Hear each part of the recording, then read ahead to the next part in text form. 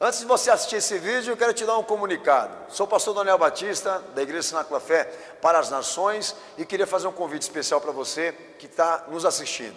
Passa pelo nosso site, horadaverdade.com, site oficial da nossa igreja, onde nós vamos ter um encontro marcado ali todas as quintas-feiras, às 8 da noite, e aos domingos, 7 da noite, nos nossos cultos ao vivo. Nosso ministério com compromisso de transmitir todo o conteúdo desse culto para a edificação do teu coração. Horadaverdade.com, vou ficar muito feliz de te conhecer, de poder estar junto com você, com certeza, num só corpo, numa só fé, num só amor ao nosso Senhor e Salvador Jesus Cristo. Um beijo, um abraço, te vejo lá.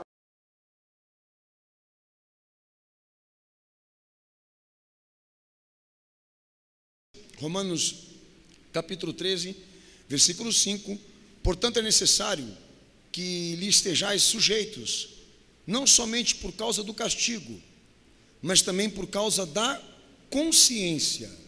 Deus abençoe todo o cenáculo. Pode se assentar em nome de Jesus. Que o Senhor abra teu coração, que Ele revele, que Ele fale. Amém? Bom, amados, o pastor foi orientado a pregar sobre isso hoje, sobre consciência culpada, e entendemos e compreendemos melhor o propósito da fé de Cristo, também por parte do Pai, confrontar os homens e a sua responsabilidade, tanto moral como espiritual. Tem gente que enxerga isso como sinal de destruição, mas a palavra de Deus fala que nós temos que enxergar, compreender e entender os confrontos de Deus com a nossa natureza erradíssima, contraditória, com uma esperança de que Ele nos salve, nos conserte, antes de ter o depósito do que Ele salvou. A palavra de Deus fala em Hebreus capítulo 12, que aquele que foge da exortação de Deus não pode ser considerado filho de Deus, pois Deus exorta e repreende aquele a quem Ele ama. Por mais que Deus seja duro, por mais que Ele seja direto, profundo na revelação acerca de nós, Ele faz por amor, Ele faz para salvar. Então, pastor, eu quero começar pela questão de construir o conceito do que é pecado, tendo em vista que já existem algumas correntes de pensamento que entendem e compreendem, e Chico Buarque também fez uma música, se eu não me engano, de que não existe pecado, né? É o pensamento do homem atual, de que tudo deve ser experimentado, porque nada é proibido. Só que eu costumo dizer aos amados irmãos aqui na igreja que teologia é uma coisa diferente de pensamento filosófico, porque a teologia bíblica ela parte do princípio daquilo sempre que Deus fala, sempre do que Ele revela, do que Ele manifestou para nós. Então é impossível nós tratarmos sobre Jesus Cristo, sobre sua obra, sobre sua salvação, sem tocarmos nesse assunto chamado corrupção, que é nada mais do que a filha do pecado original, tá? É impossível nós tratarmos e falarmos sobre Jesus Cristo sem contemplarmos essa natureza chamada ser humano, que a cada dia mais ela se mostra deprimente, como cheia de iniquidades e rebeldias e rebeliões com Deus.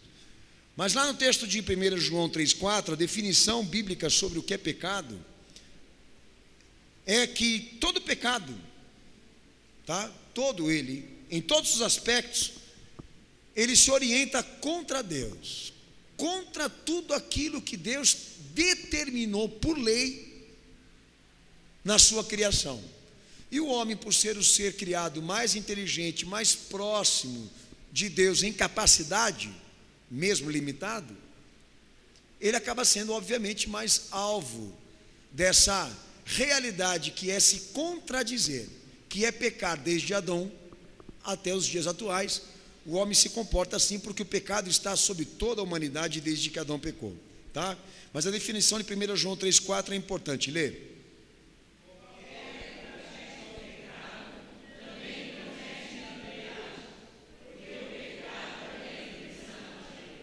Então, a nível de atividades e formas, o pecado oferece contra Deus sempre ele tem alguma coisa a oferecer contra ele, contra a sua santidade, contra a sua perfeição, contra a sua vontade, contra a sua glória. 1 João 3,4 diz que tudo que é contra a lei de Deus, tá?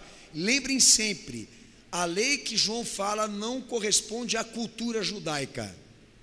A lei que João diz aí corresponde ao que Deus determinou para a criação, para o homem viver e se relacionar com o seu próximo, tá? Tanto que grande parte das coisas que o meu Senhor pregou quando esteve aqui foi baseado sim em regras morais, além daquelas que são espirituais. Mas é muito importante os irmãos entenderem e compreenderem que o pecado que a Bíblia trata não está perdendo tempo para ficar discutindo sobre uso e costume do que se veste, do que se come, do que se bebe, mas do que o homem faz por meio da sua atividade intelectual, espiritual e material, do que afeta o ser humano, do que afeta a sociedade, do que afeta a si mesmo e obviamente do que afeta a relação dele com Deus. Então o pecado é uma coisa muito séria, muito mais profunda. A Bíblia descreve os aspectos específicos disso, não é o meu propósito hoje aqui com você, tá? Tanto sexual, como espiritual, como mental, seja como for, a palavra de Deus deixa claro aonde habita a preocupação de Deus de te transformar, de te libertar do que te prejudica agora e te condena, e me condena também. Se Jesus te libertou, amém. Se ele não te libertou, você ainda está precisando disso, tá? Mas o pecado, ele se organiza, o pecado, ele trabalha essa perspectiva. Vamos contrariar tudo o que Deus determinou e o que ele julgou ser certo, tá? Então, obviamente, é o que na palavra de Deus se define por transgressão, por pecado. Se Deus não se agrada, se ele não concorda, se ele não te deu permissão para isso, você está pecando, tá? Então não importa o tempo, não importa o espaço, não importa a pessoa, não importa a origem dessa pessoa, tudo que está aí Deus criou, e a lei é a mesma, ele não muda, ele permanece o mesmo, e baseado nisso, com a mesma opinião acerca daquilo que ele condenou, que o Evangelho é uma das maiores provas disso. Texto de Romanos capítulo 8, versículo 7, amém? Lê esse texto para o pastor, por favor, em nome de Jesus também, ainda definindo o que é pecado e agora dizendo o que representa pecado. Vai.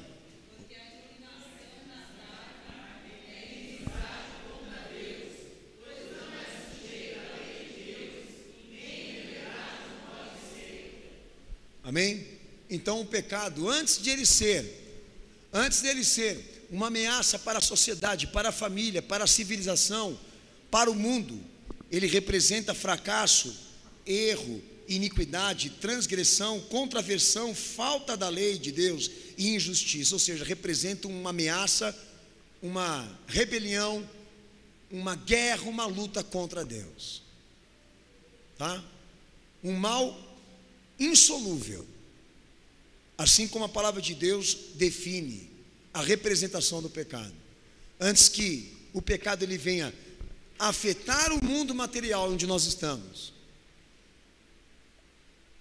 o maior mal do pecado que nós cometemos é que nós estamos afastados de Deus, porque nada daquilo que eu faço agora, que eu penso agora, que eu realizo agora, ele está se agradando, ele está concordando.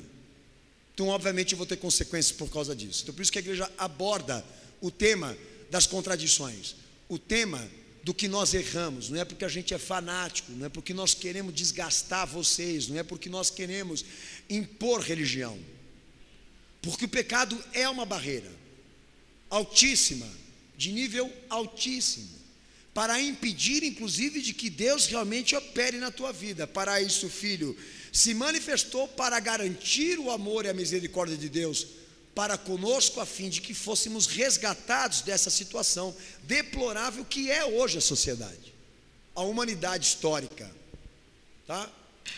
Então eu realmente fico preocupado, no sentido de que o pecado não só seja eliminado da minha vida pelo poder de Cristo, porque vai me afetar, me destruir, a minha família, etc, etc, mas principalmente porque a hora que eu precisar de qualquer ajuda e qualquer socorro da parte de Deus na minha vida, Ele vai atrapalhar.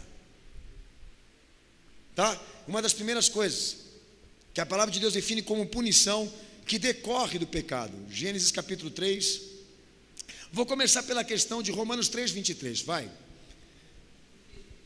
Tá? Primeira punição que o pecado ele produz para o homem, Romanos 3, 23, a mudança de Deus com o homem, da sua atitude, lê.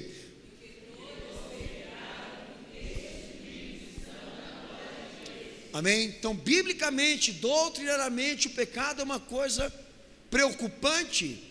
O estado moral e espiritual das pessoas é preocupante para a fé, por quê? Porque ele altera a atitude de Deus em relação ao homem. Daí a ordem natural e original, melhor dizendo, do pecado. Que desde o momento que o homem caiu, que ele pecou, Deus mudou a atitude dele para com o homem. A sua reprovação e o seu desprazer resultou em separação, exclusão, maldição, ira e sustentabilidade também a ira. Que está lá em Apocalipse capítulo 20, versículo 14 ao versículo 15, a igreja leia. Ou seja, sustentabilidade a ira, por quê? Porque aqueles, depois que Jesus veio aqui e morreu por eles, se mantiveram no pecado, eles vão experimentar a perdição final, que é a execução irrestrita de Deus. Ou seja, quando Deus realmente for punir e destruir a humanidade numa vez só, que é uma das profecias que contém o texto de Apocalipse. Lê o texto.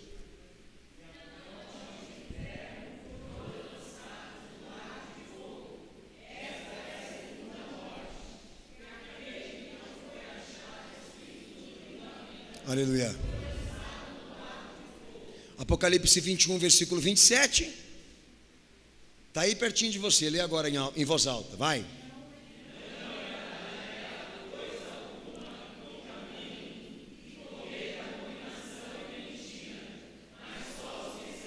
Amém. Amém, Jesus. Amém. Então o pecado ele traz punição. E uma das punições que biblicamente se ensina é que Deus altera a sua atitude, ou seja, Ele poderia fazer alguma coisa em benefício a essa pessoa, mas entende que não fará. Por quê? Porque ela resolveu fazer objeção e escolha pela iniquidade. Então, enquanto o pecado estiver na vida dessa pessoa, e eu não estou entrando na questão do mérito do amor incondicional, do quanto Jesus quer salvar, do quanto o Senhor quer resgatar, porque isso é um outro ponto. Mas do fato que o pecado está ali, dando sustentação para que Deus se ire mais. Deus não tem complacência e conversa com quem se opõe a Ele e transgride Ele. Deus não age por amizade. Deus não age por interesses. Ele age com princípios.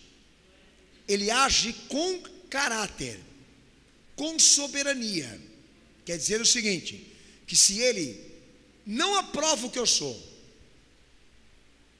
se Ele reprova as minhas atitudes, se tudo que eu faço está em desacordo com o que Ele quer na minha vida, eu sou um alvo da ira. Se Jesus vai me salvar ou não, isso é uma outra questão que depende de mim. Mas enquanto eu me mantiver no pecado e continuar e me manter nesta vida que Deus reprova, eu e a sociedade que vive assim, estamos sendo guardados para um juízo bem maior, que aí é a condenação definitiva, que você leu nos textos de Apocalipse, que é quando Deus vai trazer para si tudo que não presta, que é lixo, porque não foi reciclado e regenerado por Cristo. Tratam-se de pessoas que são, na verdade, representam, posicionamentos irreversíveis, do tipo, não se arrependem, não se consertam, não se redimem, não tem nenhuma motivação em um dia viver isso com Cristo, mantiveram o direito de serem iníquas, e Deus vai condenar. Então essa é a punição, vamos dizer, definitiva que a Bíblia fala, tá? Da perdição final, que está em texto de Apocalipse capítulo 20 e Apocalipse também 21.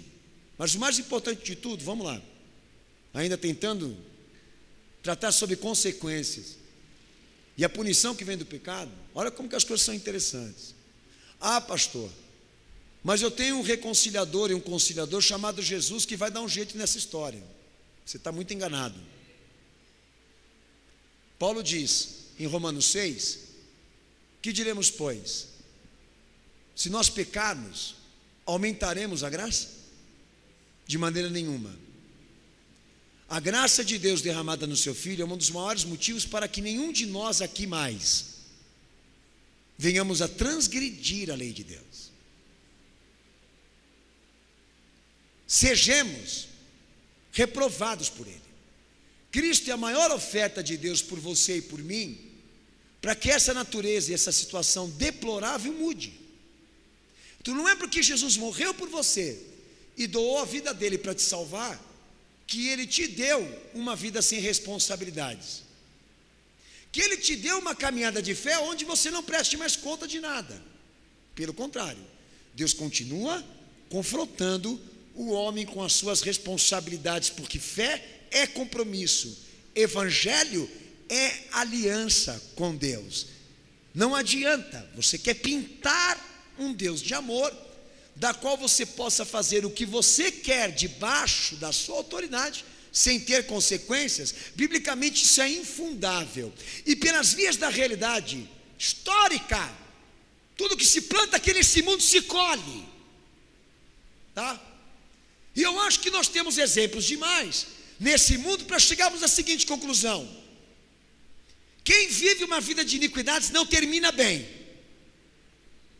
A sociedade, ela sangra hoje, tá? Essa realidade, para nos mostrar que a palavra de Deus não erra. Se a corrupção, ela é uma das consequências do que Adão fez, está aí a autoridade de Deus para te falar, que não vai ser por meio de gestão pública, por meio de regras sociais, que o indivíduo vai ser transformado, porque a sua transformação depende de que Jesus entre nele e habite nele por meio da fé. A corrupção, a iniquidade aqui neste mundo, aponta para a soberania de Deus, de um mundo em que ainda ele resiste, de que ele ainda discorda, de que ele precisa da graça de Deus para se salvar, se redimir e se transformar. Então essa é a grande realidade. Jesus, ele estende a mão para mim, ele quer me salvar dessa condenação, mas tudo isso depende de mim, depende de você, para que realmente seja modificado, para que Deus haja com restauração. O fato é que onde houver o pecado, Deus vai mudar a sua atitude, ou seja, a sua atitude pode ser alterada em favor da ira, da condenação, da exclusão, por estar reprovando ou descontente conosco. Texto de Gênesis 3, verso 7 ao verso 8, outro ponto importante da consequência do pecado, ou da punição que decorre do próprio pecado, é a mudança da atitude do homem com Deus. Lê o texto aí, Gênesis 3, verso 7 ao verso 8, pode ler.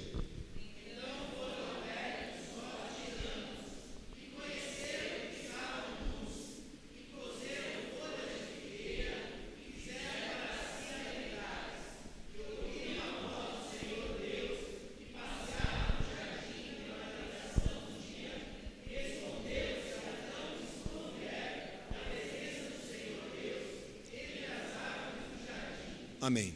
Então a primeira experiência de Gênesis, que foi o primeiro homem que pecou, deixou claro que a atitude dele foi alterada com Deus, e ele passou a trazer consigo as trevas, a ignorância, o erro, a fraude, o medo, a angústia, a culpa, o pesar, a miséria, a corrupção, a morte, e o diabo dominando sobre ele, não sobre ele como toda a história.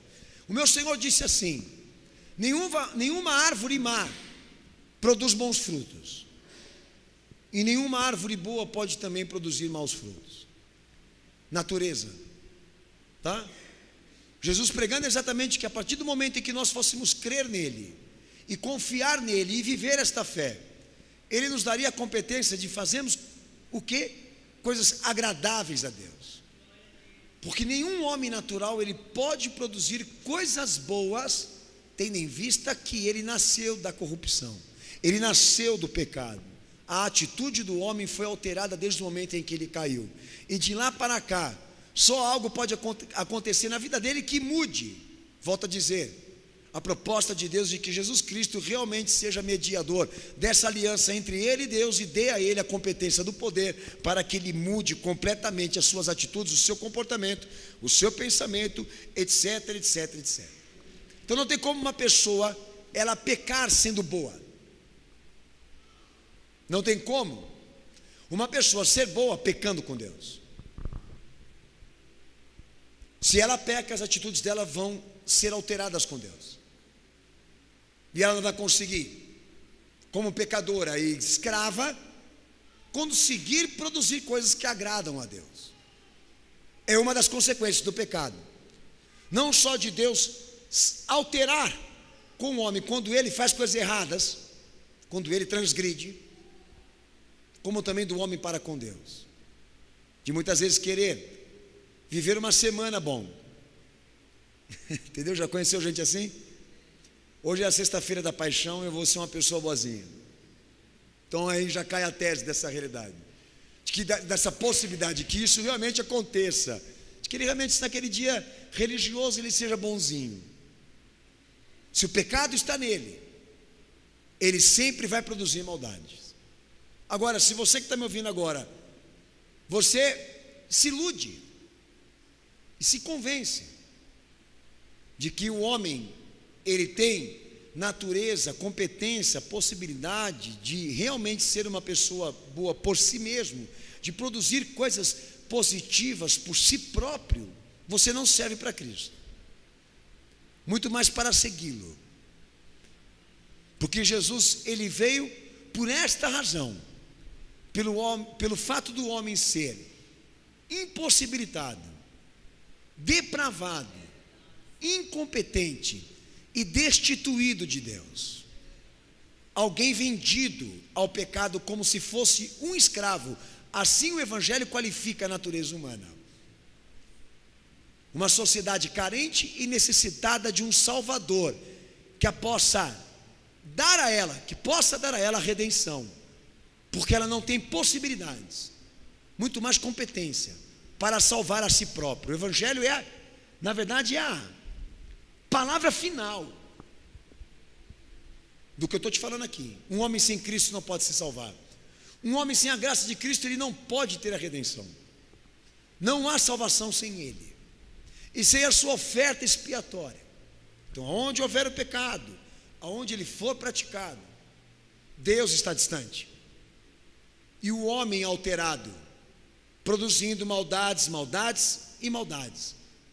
Se você veio hoje aqui nesse culto reverter essa situação, a escolha mais certa para você é que você entregue a tua vida para Jesus, que você abra teu coração realmente para Cristo e possa buscar força nele e força nessa fé que ele ensina, para que esta maldade, esta natureza seja aniquilada no teu ser, destruída dentro de você, para que uma nova vida, uma nova pessoa surja do poder de Cristo.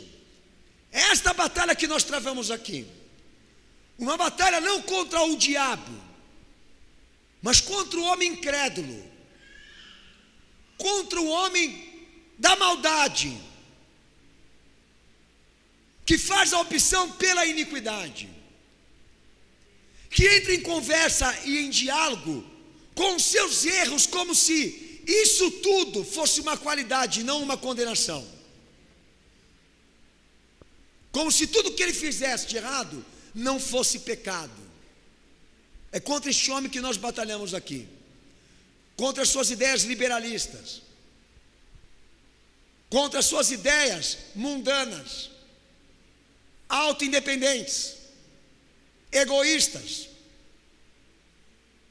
É contra esse homem que se afasta de Cristo, porque acha que não precisa dele, que vive por si mesmo, porque define a oferta de Cristo como uma escolha religiosa. É contra esse homem que nós batalhamos aqui. Que tudo que ele faz, tudo que ele pensa, suscita a ira de Deus. Muito mais quando ele nega o filho. É contra esse homem que nós lutamos aqui, que busca uma liberdade a qualquer preço, que busca uma felicidade, não importa quanto ele tenha que pagar. A satisfação vale mais do que a sua alma. É contra esse homem que nós batalhamos aqui, que ele é pior do que Adão. Sentimentos que tinham lá em Adão, cujo medo e vergonha não estão mais neste homem de hoje, porque tudo que ele faz de errado, transgressor, gera para ele prazer e satisfação, como também autorrealização. Então realmente não há razões para que este homem estar aqui, desfrutando da oferta do Filho na cruz, do Filho do Altíssimo, se ele não reconhece que o pecado é uma realidade não só nossa, mas de todos.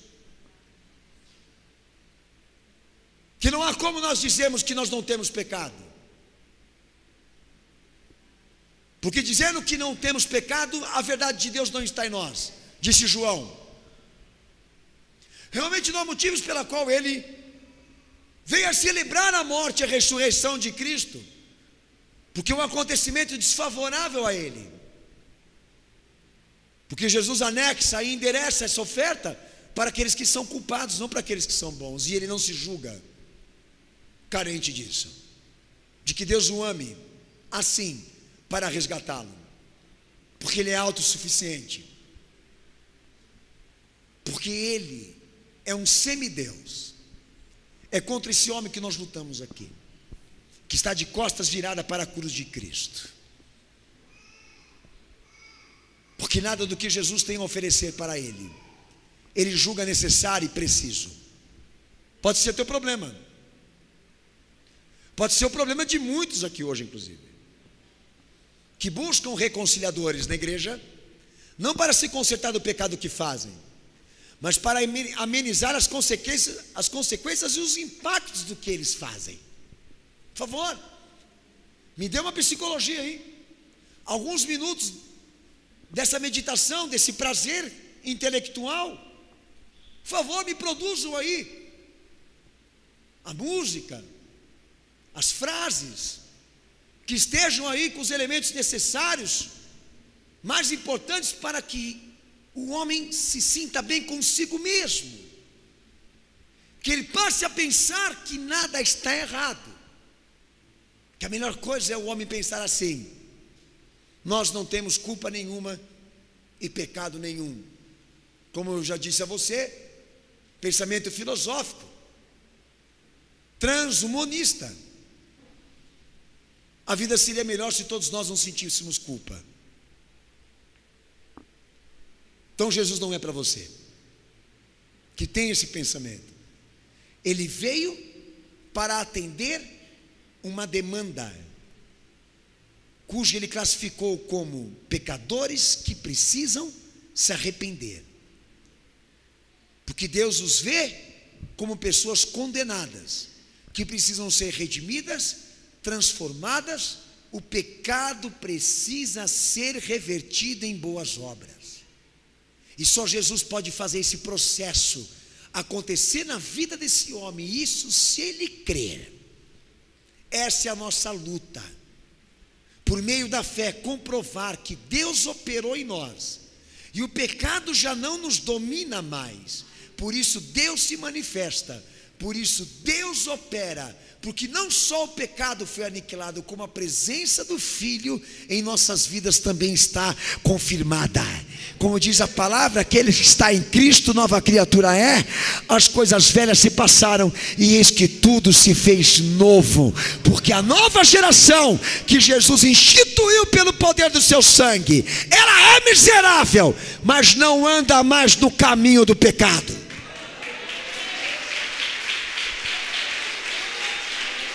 Olha, Você quer ver ele se consolar? É dizer o seguinte: quem não tem pecado, atira a primeira pedra. É o verso de quem quer consolo. Não tem ninguém aqui para me julgar, ou que esteja suficientemente na posição para me condenar. Sim, é fato, mas o pecado já representa punição. Automaticamente você já está condenado, filho. Nós só estamos te falando aqui. Aonde houver transgressão ou contrariedade a esse Deus, ou a oferta da cruz, automaticamente a consequência disso já é punição, já é condenação. Ninguém precisa te matar, ninguém precisa atacar uma pedra em você, porque você já está condenado.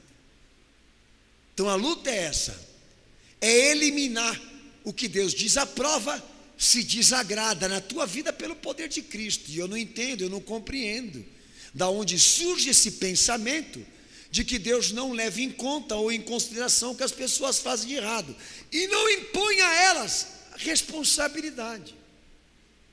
Primeiro texto que eu li para você aqui,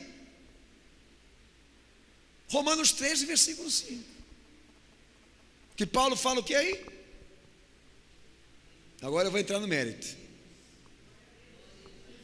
Portanto, é necessário que lhes estejais sujeitos, não somente por causa do castigo, mas também por causa da consciência. Amém? Por quê? Porque o sentimento de culpa que a consciência me produz do que eu conheço de Deus é a maior punição que Deus poderia dar a uma pessoa. O fato do que eu conheço sobre a fé, do que Deus me ensinou sobre sua vontade, que é consciência, tá?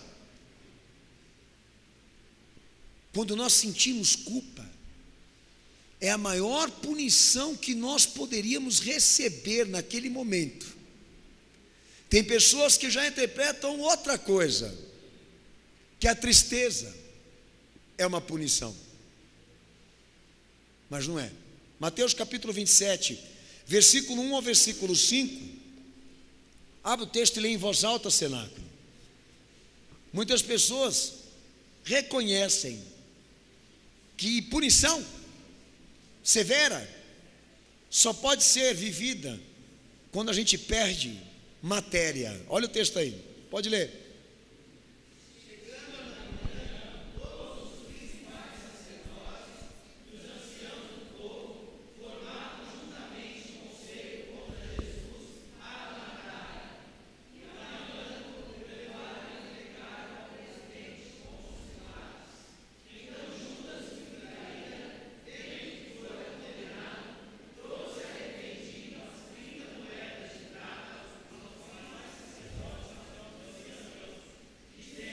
Aleluia.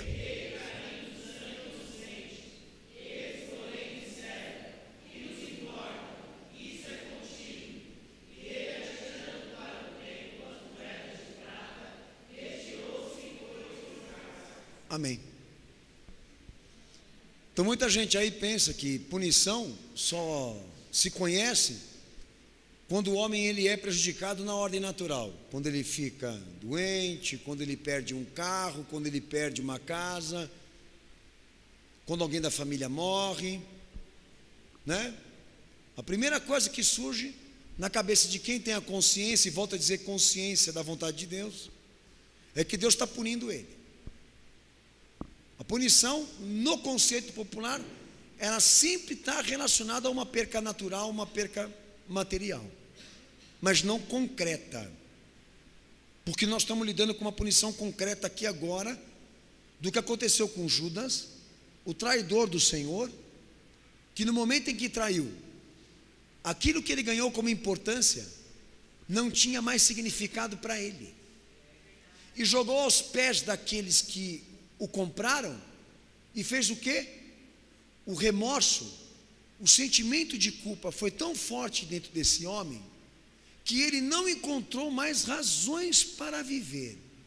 ele foi, e a forca que ele fez, ele se matou. Então a culpa é uma das maiores punições que um homem poderia receber na sua vida. Obviamente não tão drástica, porque eu estou falando de uma coisa que aconteceu com um homem, que eu espero que não aconteça com nenhum de vocês, que é o último estágio, tá? É traição contra Cristo, a igreja, o corpo, a fé, etc. Mas este homem foi a experiência disso, de um homem que pecou contra Cristo, pecou contra a fé, pecou contra a igreja, e a punição que ele teve foi baseado nisso, que a sua consciência o avisasse: você traiu algo muito sagrado. E olha como é forte. E esse homem vai e tira a sua própria vida, porque ele não merecia mais viver. Então o conceito das pessoas realmente é esse aí: Deus está me punindo, me tirou o dinheiro, me tirou a casa, me tirou isso, me tirou aquilo, porque infelizmente é onde as pessoas mais tendem a sofrer quando estão em decadência, ou também se gloriar quando estão, prósperas, evoluídas. É a matéria. Mas a culpa, aquele sentimento que a tua consciência produz para você mesmo, para te avisar assim: o que você fez é muito errado. Quando isso se transforma em tristeza, essa é a maior punição que nós poderíamos receber. Só que as pessoas não estão enxergando mais isso, que a culpa é uma punição. Já está sendo trabalhado na cabeça das pessoas hoje, de que o medo de Deus e a vergonha do que você fez de errado não pode ser mais visto como uma perca, como um sinal de destruição. É aquilo que eu disse aos amados, mas como um sinal de que você, mesmo assim errando, pecando, você pode ser feliz. Vamos dizer assim: meu Senhor disse: ai daqueles pelo qual o escândalo vier, e escandalizaram desses pequeninos. E ele fala os fracos, porque era melhor que ele amarrasse no pescoço uma pedra de moinho e se lançasse ao mar, do que escandalizar aqueles que são fracos. Ele está falando sobre apostasia, ele está falando sobre pecados não só cometidos contra a vida, mas contra a igreja, contra a fé, contra a obra, contra o nome dele. É melhor que essas pessoas não vivessem do que ficarem vivas fingindo que nada aconteceu. Ele queria que a punição fosse a culpa, para quem sabe resgatar mais rápido essa pessoa, mas não. Ele percebe que essa pessoa não sente vergonha e nem tem medo do que Deus possa fazer com ela. Ela está mais preocupada agora se Deus vai tirar o dinheiro dela, se Deus vai tirar a beleza dela.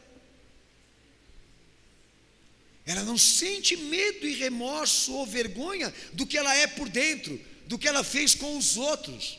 Está com medo agora? Ou preocupado se um ônibus e um caminhão vai passar por cima dela, se uma bomba vai estourar dentro da casa dela. É isso.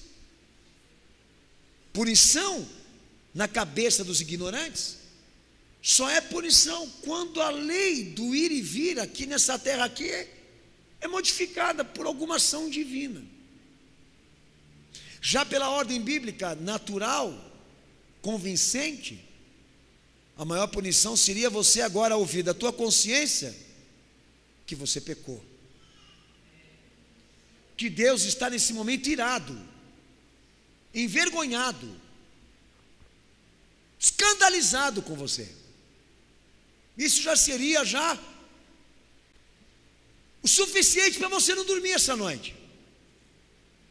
Que não dá no momento que eu fosse avisado por minha consciência, que eu traí o Filho de Deus e traí quem não merecia, a melhor coisa realmente é você pegar e fazer uma forca e morrer. E eu não estou pedindo para você fazer isso, tá? Só estou seguindo as regras da experiência bíblica, que a culpa foi tão forte, tão drástica, tão profunda neste ser, que ele mesmo julgou por correto e por certo não viver mais. Isso de certa forma foi modificado, e as pessoas voltam a repetir: punição divina para elas é quando algum bem material ou natural é atingido, e não é. Deveria ser aqui e aqui. Amém? É o que Paulo fala. Nós não temos que ter só o medo e o temor, mas o vínculo com a consciência, minha gente. Quando ela não tiver mais acesso aos teus sentimentos, quando ela não tiver mais acesso ao teu coração, quando ela não tiver mais voz ativa para te falar e te dizer o que você anda fazendo de errado por aí, acabou. O que nós vamos salvar? Como nós vamos ajudar esse povo que não tem peso de culpa dentro de si, do que faz, do que fala, do que erra? Não sentem vergonha, não sentem remorso.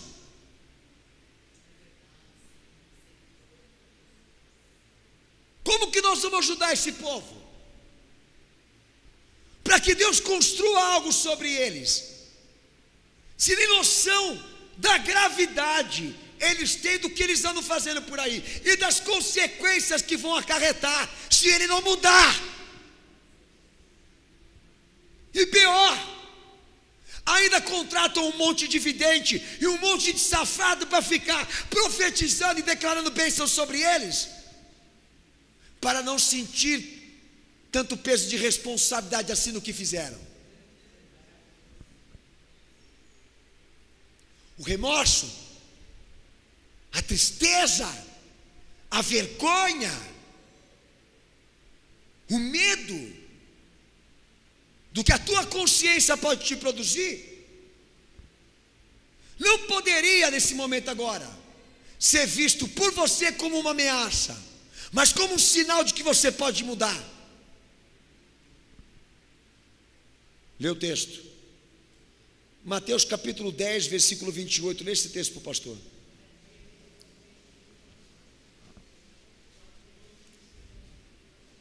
Mateus 10, 28.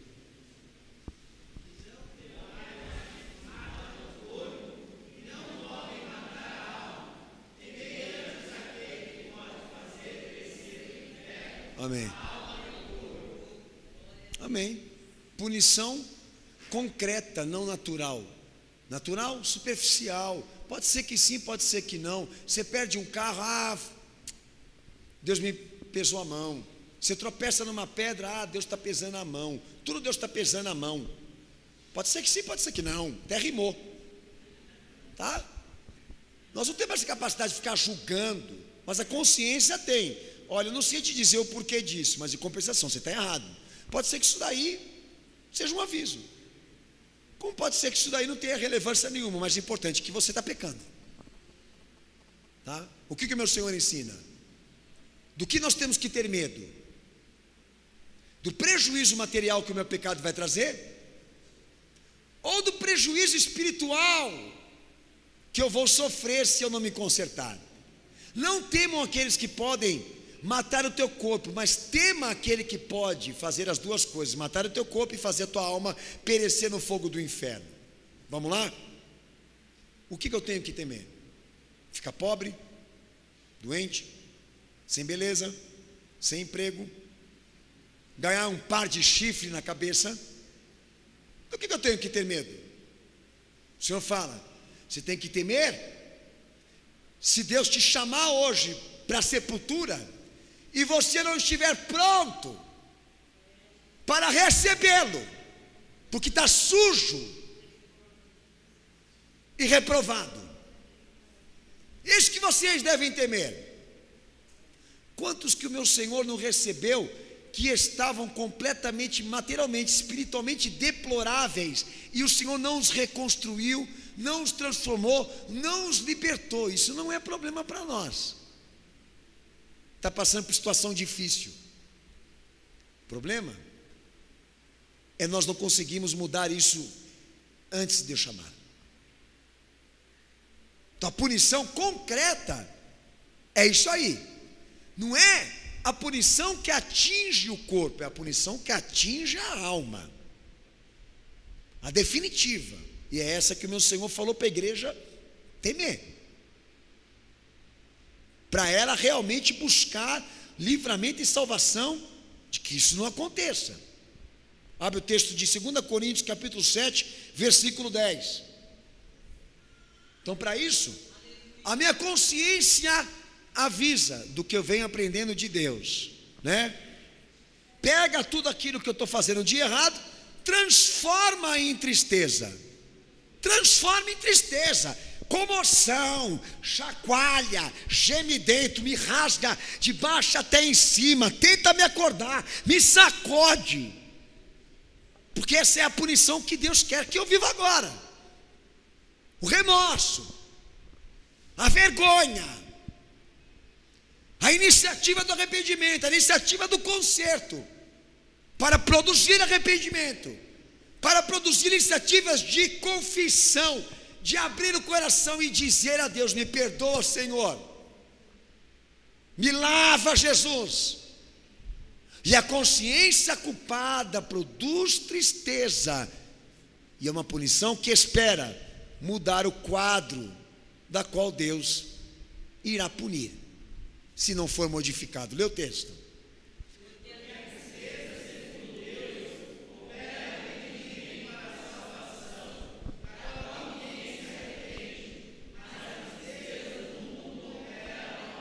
Amém?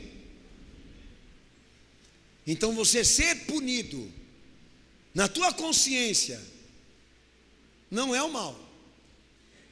O mal é você ser merecedor de ser punido. Eu não estou sendo punido por Deus, minha consciência me dizer: errei, pequei, falhei, estou sujo, estou imundo. Não é punição. A tristeza quer que eu sinta a responsabilidade, tá? Mas não é a punição que Jesus falou aí, a severa. Por quê? Porque a punição severa da qual eu não vou conseguir reverter é o fato de eu ser digno de morrer. Já pensou? É mais ou menos essa visão. Deus olha e vê que Ele tentou de fazer de tudo para tentar mudar essa situação na minha vida, mas eu não quis dar a mínima para isso. Então essa situação me fez ser digno agora da morte. Isso sim nós podemos considerar como punição. Não a dor de ouvir Deus falar, mas o fato de eu não me converter da maldade que faço.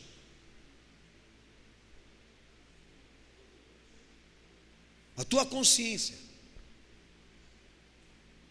o que você aprendeu da fé,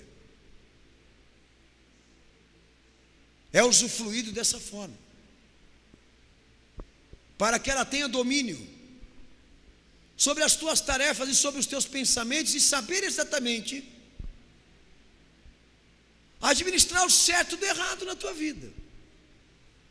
Quando Deus fala, quando Deus revela, a mesma coisa. Eu estou sendo atingido por isso, não porque Deus é severo, mas porque Ele sabe que esse é o caminho da morte, e que eu preciso ser acordado agora. É uma punição aos olhos humanos, mas para Deus uma prova de amor. A consciência, quando ela nos culpa, quando ela nos responsabiliza, quando a tristeza e a dor de Deus entra no nosso coração, é um sinal de amor. A punição de verdade é essa, não é a dor, porque Deus falou, mas é a maldade que eu não consegui reverter. Então, irmãos, você vai ler o texto de 2 Coríntios de novo? Capítulo 7, versículo 10, para você guardar esse texto, vai.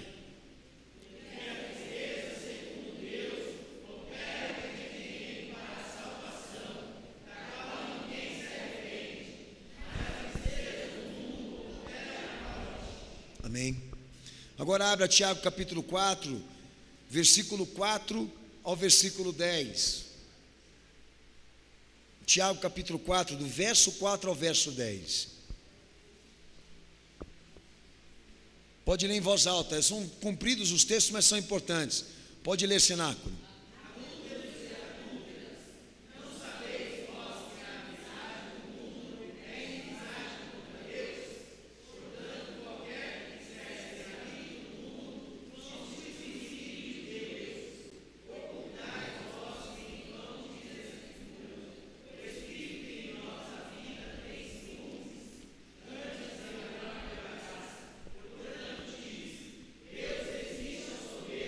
Mas dá graças aos humildes.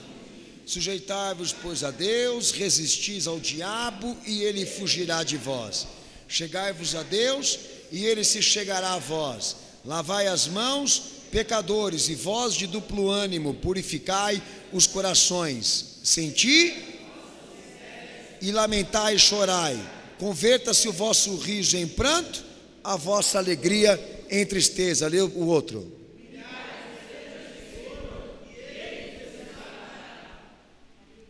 Amém? Lê o versículo 9 de novo.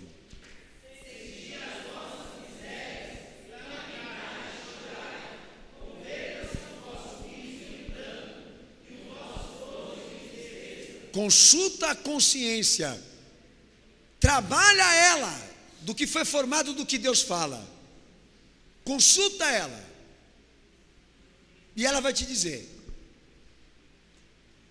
o que está certo e errado na tua vida. A palavra de Deus representa isso para nós, tá? Agora, elimina a culpa. Qual é a interpretação que nós vamos ter sobre o sofrimento e a tristeza que nós estamos tendo agora?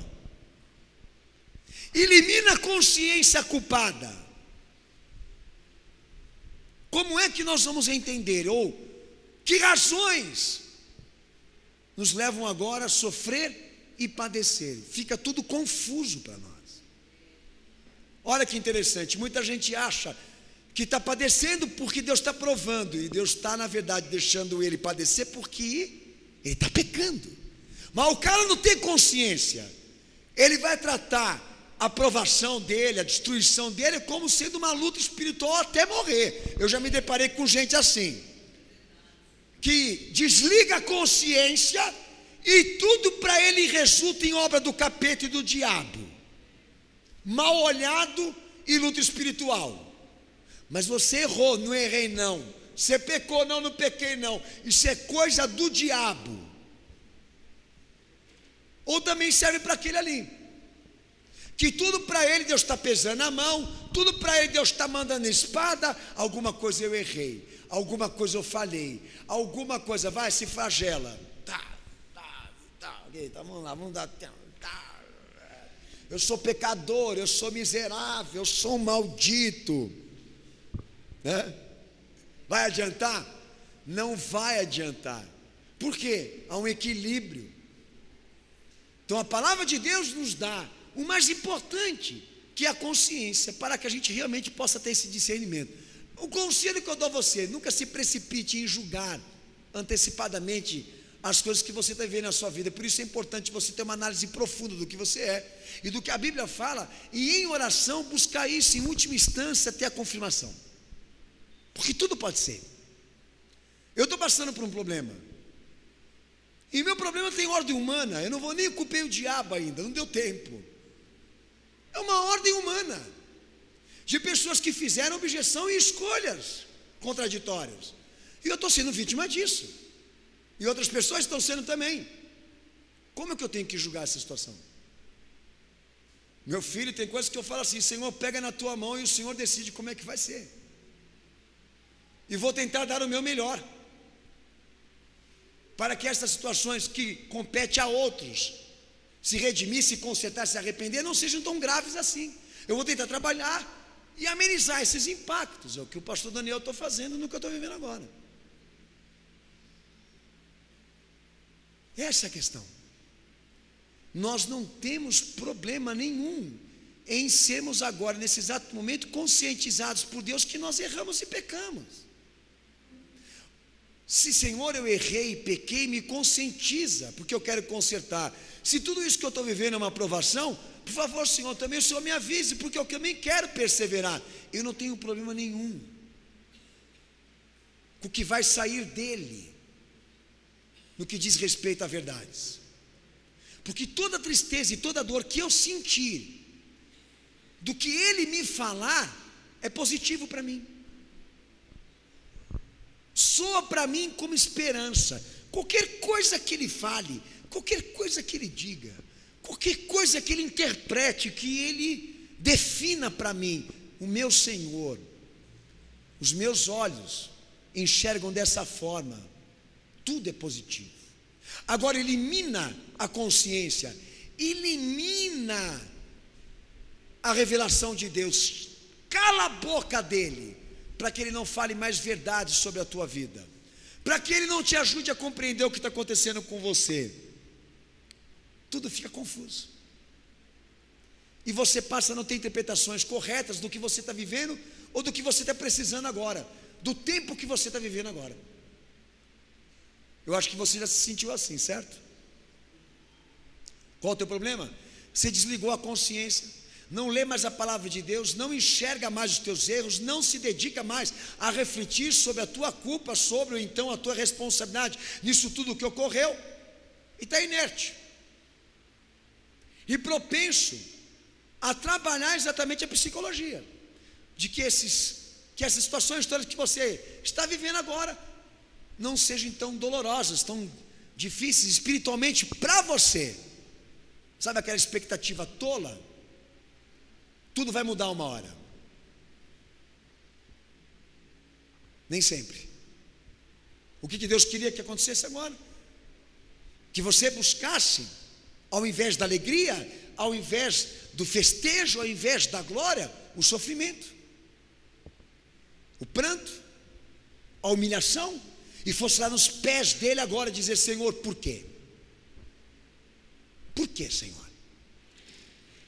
Por que está acontecendo isso comigo? O que o Senhor está requerendo de mim? O que o Senhor está pedindo que eu faça? Eis-me aqui, Senhor. Nunca oculte as realidades da tua vida. Nunca encoberte nada do que está errado na tua vida. Você vai estar cavando uma sepultura para te jogar lá dentro. E se você não cair, o diabo vai te jogar. Porque Deus não vai honrar a tua trajetória, a tua caminhada na fé, encobrindo as tuas transgressões e fugindo da tua responsabilidade, inclusive de sentir o peso disso. Deus não vai te abençoar. Você vai cair cada vez mais. Quanto mais pessoas baterem a mão nas tuas costas e disserem para você: continua, está tudo bem, está tudo certo, você não deve nada para ninguém, nem satisfação para ninguém, ame a si mesmo, toca a tua vida, elas estão colaborando para você ser morto. Porque nós somos muito miseráveis e limitados para poder aconselhar alguém aqui a olho nu, aconselhar pessoas olhando somente para o externo delas. Não nos precipitamos em concluir, em julgar a ninguém aqui, a não ser como estamos fazendo aqui agora, pela palavra, e se Deus nos permitir, pela revelação espiritual. Mesmo assim, tome cuidado com os sonhos que você tem, com as profecias que você recebe, com aquilo que você escuta no mundo sobrenatural, porque o coração também muitas vezes fala, as vontades muitas vezes se transformam em sonhos, o muito falar e o muito pensar também se transforma em visão, e amanhã você acaba achando e pensando que é certo, que é correto, mas é o fim para você. Não se iluda, busque profundamente em Cristo, a consciência que te orienta, que te acusa, que te instrui, que trabalha profundamente o que Deus vê em você. E é quando você chegar a momentos da tua vida que Deus falar, agora é a hora de chorar, agora é hora de se arrepender, agora é hora de você reconhecer, não tenha por sinal isso destruição. Não tenha essa experiência como sinal de punição. Porque punição mesmo é isso. É quando nós passamos a ser dignos de morte. Não porque nós estamos sentindo dor ou tristeza, porque Deus falou. Abre o texto de Isaías capítulo 2, versículo 19, irmãos. Amém? Romanos 13, me perdoem, Isaías capítulo 2, versículo 19. Leia para o pastor, por favor. Vamos lá.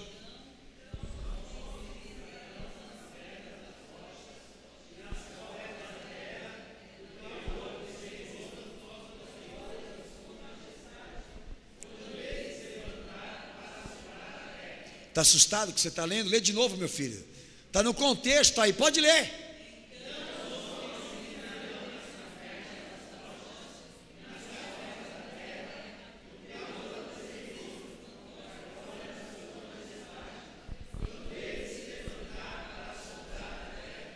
Amém? O problema de quem não quer sentir o peso da responsabilidade, o problema de quem não quer sentir a dor da alma de quando Deus fala o que ele fez de errado, o comportamento dele é esse aí, é se esconder, se refugiar em algum lugar que Deus não possa vê-lo ou falar com ele.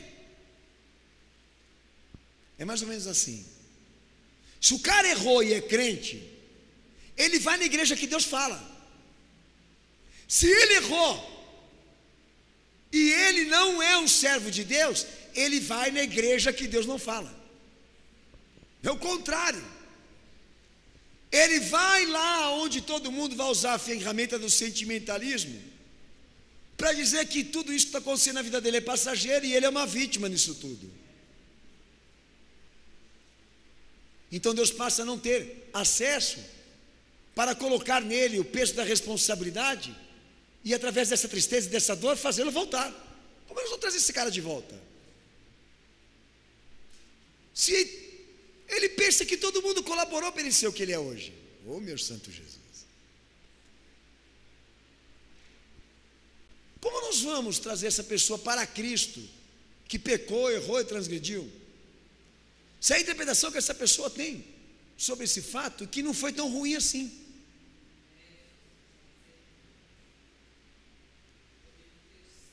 Se ela começa a discutir, a falar do que os outros fazem para dizer o que ela faz, não é tão ruim assim. Já viu isso? Daí começa a falar do pecado da mãe, do pecado do irmão, do pecado do marido, do pecado da esposa, porque o foco não é ele. Isso é muito covarde. O foco agora é você. Então quando te trouxerem para Cristo, para te apedrejar, o Senhor vai dizer o que para eles? E para você? Você não está aqui para ser condenado com uma pedra. Você está aqui para mim te dizer, vai e não peques mais. O que é pior? A pedra ou a responsabilidade de em Cristo não fazer mais isso? O que é pior, o tribunal dos homens ou o tribunal dele? O desafio dos homens de enfrentá-los, que eu acho que ninguém ia conseguir suportar um apedrejamento, ou ouvir do Senhor o seguinte: eu te dou uma chance, mas não volta a fazer mais isso. E começar a trabalhar o quê? A consciência. Ele me pediu para mim não fazer mais, porque Ele me perdoa. Daí quando você sentir vontade, a consciência vai dizer: lembra que Ele te falou? Então o que a igreja evangélica hoje trabalha? Para que as pessoas não sejam punidas na consciência do que fazem de errado. Porque hoje a igreja enxerga isso como sendo o quê? Um sinal de destruição. E agora trabalham o propósito de fazer com que as pessoas se sintam bem e perdoadas de uma vida ainda com práticas erradas e delitos sérios, inclusive. Qual vai ser o fim desse povo? A dignidade da morte, a punição final, porque o pecado ainda está aí e Deus não pode conversar com isso. Então tudo indica que se a consciência não fala mais com ele, que ele vai até o final assim. Que se ele não sente culpa, remorso, vergonha, que são sentimentos presentes na queda de Adão, se ele não sente, dificilmente eu ou você vamos conseguir ajudá-lo. Texto de Isaías capítulo 66, verso 4, lê para o pastor. Isaías 66, 4. Amém? Pode ler.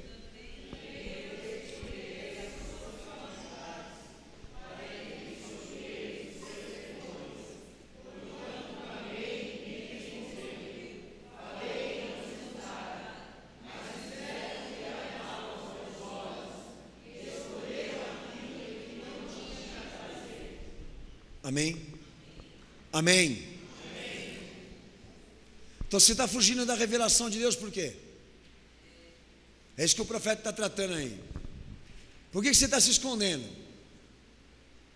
O momento teu agora não é se esconder, é sentir o peso dessa responsabilidade do que você fez e do que você precisa mudar. Porque essa é a punição que Deus quer te dar agora. A dor, a tristeza, a vergonha, o medo, porque é isso que pode te salvar se você se arrepender. Mas se você não permitir que Ele produza isso, responsabilidade, dentro da tua mente e do teu coração, tudo indica que amanhã você vá se esconder em algum lugar por aí, pensando que Ele não vai te encontrar. Daniel 5:6. Uma coisa ou outra vai acontecer. Pode ter certeza disso. Se alguma coisa você pecou, você errou, e você vem ao encontro de Cristo para solucionar esse problema na tua vida,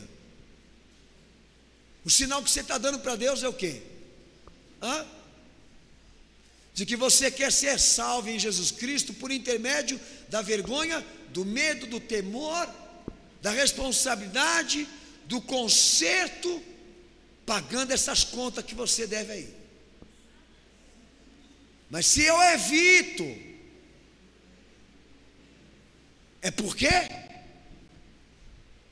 eu estou querendo a punição maior. Lê Daniel 5:6.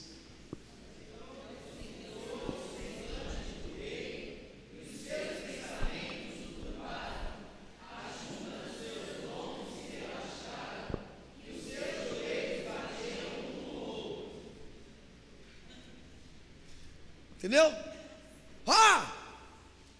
Assim diz o Senhor. Os caras já ficavam, joelho trêmulo, corpo quase cambaleando, cara pálida. A gente fala hoje isso. A pedido do Senhor, eles não sentem nada. É? Sério? Não sentem nada. De tão duros que estão. E aí, o que a gente faz? Pergunto para o Evangelho. E aí, Senhor, o que nós fazemos é com esse povo aí?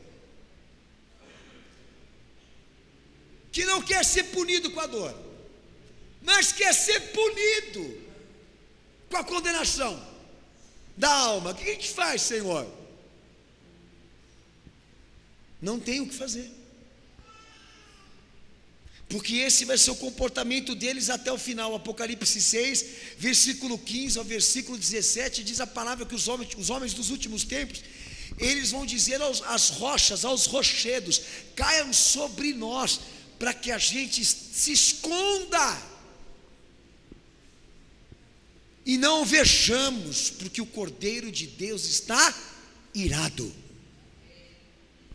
Vão se esconder em rochedos, vão pedir para que eles caiam em cima de si mesmo, a fim de que eles não vejam o rosto de Cristo irado contra eles. Eu pergunto para você aqui que está me ouvindo hoje nessa pregação: qual o papel do sofrimento na vida de uma pessoa se ela não tem consciência?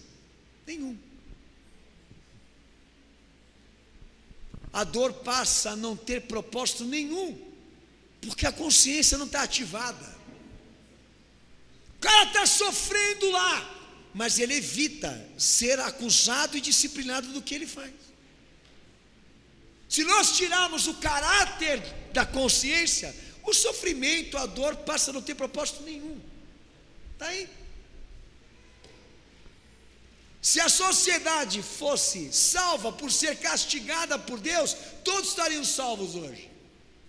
Se castigo trouxesse arrependimento, se tirar dinheiro trouxesse arrependimento, se pôr doença no corpo trouxesse arrependimento e trouxesse assumição de culpa, muita gente aqui no cenáculo já estaria salva a essa hora.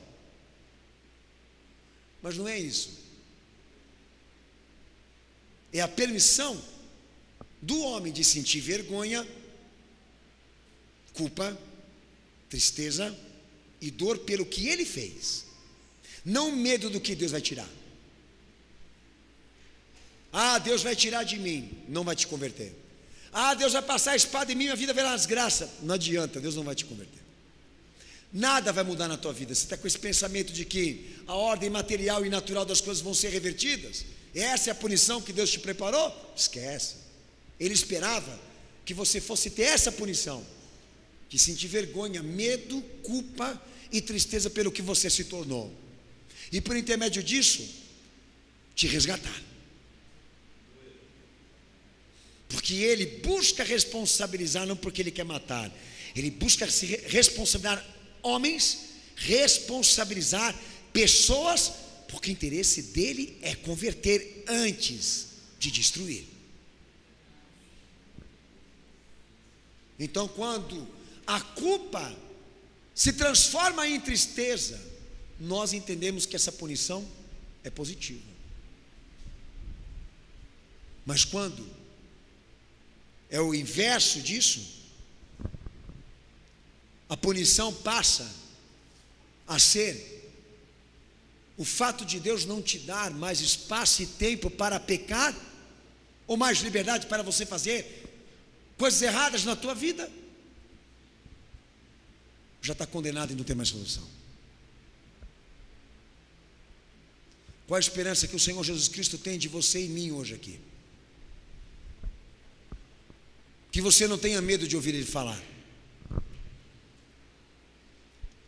e medo de que Ele revele a tua realidade, de que Ele te deu preço para te resgatar, de que Ele te julgue e dê o preço para você pagar, porque é por intermédio desses propósitos, desses fatores que a fé impõe, que nós construiremos um caminho de salvação e perdão com Cristo. É a esperança que Ele tem aqui, de que essa igreja não se renda aos apelos sentimentalistas e humanísticos, de que vocês estão sendo dilacerados, prejudicados, impedidos porque Deus fala, porque é o contrário. Se Ele não falar e não te ajudar a enxergar a besteira que se tornou a tua vida, que você vai ser punido com rigor e de verdade. O justo orava: Senhor, aponta em mim o caminho mau. Senhor, aponta na minha vida o caminho mau. Isso é retaliação religiosa que ele praticava consigo mesmo? Não. Porque ele entendia e compreendia que o pecado altera a atitude de Deus com ele e dele com Deus, e que a única forma dele se salvar é procurando enxergar, compreender e mudar os seus erros. Essa dor, essa tristeza que aparentemente é uma punição, é positiva. Duro será quando Deus dizer: aparta de mim, maldito, para o fogo eterno, porque eu não te conheço. Poucos aqui hoje nessa igreja têm ouvidos para ouvir e coração aberto para escutar de Deus o que você precisa se consertar. Poucos estão atenciosos a isso, e eu sinto como pregador que as mensagens que o Senhor tem dado a esta igreja, cada dia mais e cada culto que se passa, estão mais difíceis de serem aqui proclamados e falados no vosso meio. E eu entendo que é o sinal do fim, que nós estamos partindo para o ultimato, e nós vamos ter que aguentar e suportar tudo isso, de lidar com este ser, de lidar com este aspecto humano que nós estamos encontrando nesse mundo hoje, aonde se tornaram inimigos literais de Deus e de tudo que Ele produz, e qualquer buraco, ou refúgio, ou caverna, ou escombros que lhe produzam paz consigo mesmo e amenizem os impactos dessa responsabilidade, eles vão chamar de Deus e religião. Porque o altar do concerto, onde Jesus convoca almas para chorar, se humilhar e confessar os seus pecados, tem sido evitado nos últimos tempos. E a cada dia que se passa, a tendência é piorar. E a responsabilidade, e o sentimento de culpa, e a consciência desaparecer por completo das pessoas. E elas passarem a viver em pró somente as expectativas fantasiosas, que eu te declaro aqui o que é: viver como se nada tivesse errado. Um dia disseram assim para mim: pastor Daniel, para de falar mal das igrejas, pastor. Daí eu falo assim, respondendo: o dia que eles pararem de fazer coisa errada, eu paro.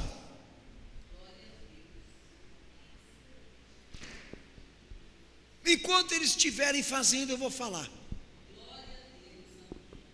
E se amanhã eu fizer, por favor, me avisem. Vai ser muito bem-vindo uma exortação do Senhor. Como eu disse a você, para mim é ótimo. Para você talvez não, mas para mim é uma bênção. Porque por mais dura que seja, ela vem para salvar. Eu nunca vi Deus dar uma pancada em ninguém para matar. Ele dá para salvar. Senhor, não morre, Senhor. Fica com a gente. Afasta de mim, Satanás. É o Pedrão, Senhor. Afasta de mim, Satanás. Tu és para mim uma pedra de tropeço. Isso que Jesus disse para ele, poderia ter feito ele ir embora e nunca mais ter olhado para o Senhor. Não, pelo contrário. Ele amou mais ainda, porque vinha dele. Se é dele, eu aceito. Nós não temos problema aqui em se ajoelhar. Não temos problema aqui de dizer: Senhor, eu errei, perdão. Eu pequei, perdão, Senhor. Eu falhei, me perdoa, Senhor.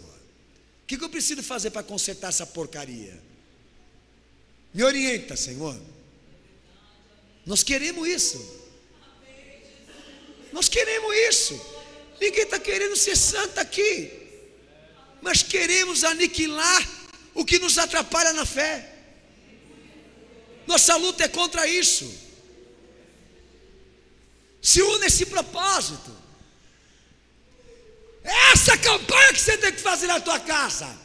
Não é para derrubar as muralhas de Jericó, é para derrubar esse coração duro que está na tua alma. Não é campanha para abrir porta financeira e sentimental, não. É para abrir a porta no teu coração. É para dar um pouco mais de massa cefálica na tua cabeça, para você pensar e refletir sobre as realidades da tua vida, ao invés de ficar intertido, influenciado com o que é fantasioso, virtual. Volta teu coração para a verdade. Ela é dura, é difícil mesmo, mas vale a pena. Melhor é ficar cego, enganado, iludido, do que sentir a dor de Deus falar. Rodão, você pecou? Cadê você?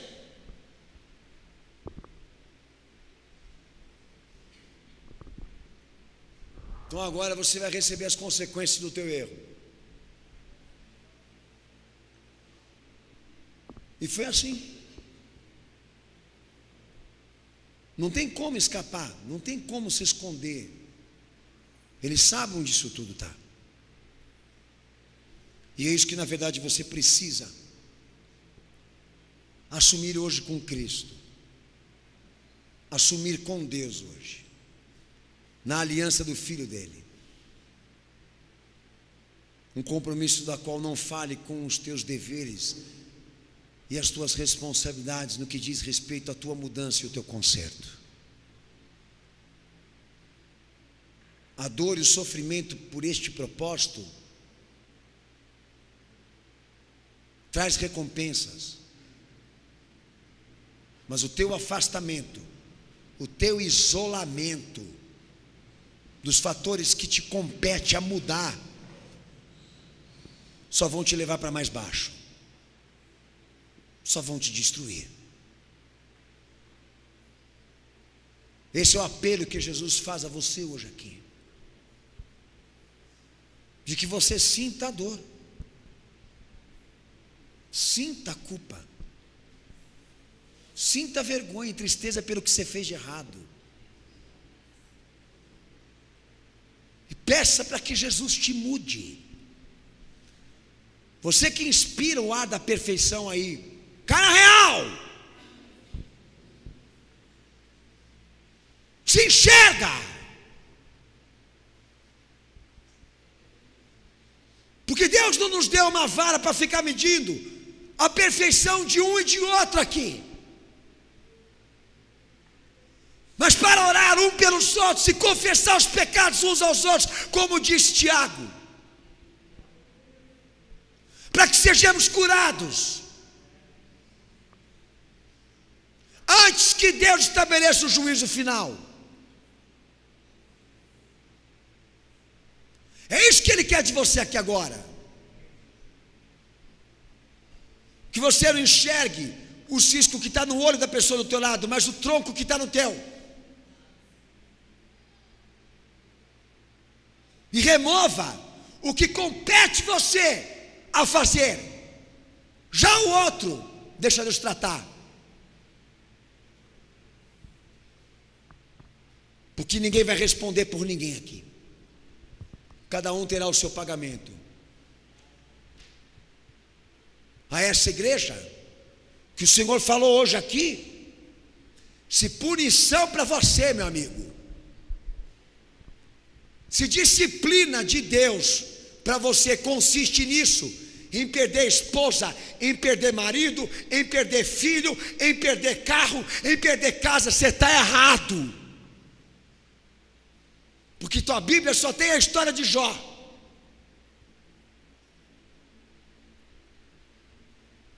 Porque biblicamente, a maior punição que Deus poderia dar, a mais pesada de todas, é você sentir o remorso, a vergonha do que você fez. E é o que pode te salvar. Amém? Pergunta para o Lula se ele sente remorso. Pergunta para o Macedo se ele perde um sono da vida dele pensando nas pessoas que ele arranca e engana as suas indignidades. Eles não sentem. Para eles é normal. Como salvar pessoas assim? Que não conseguem medir o que são perante a luz de Cristo.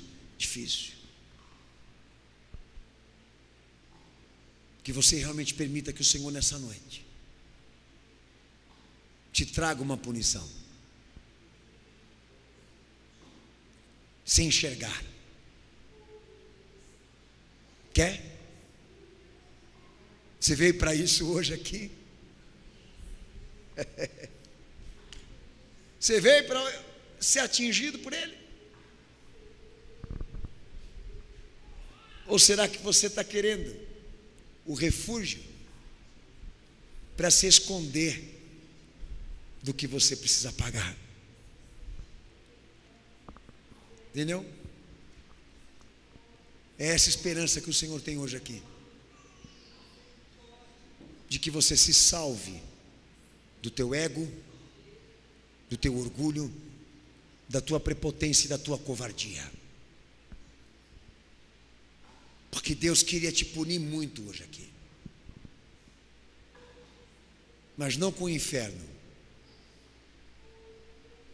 com a verdade. Abaixa tua cabeça e fecha teus olhos.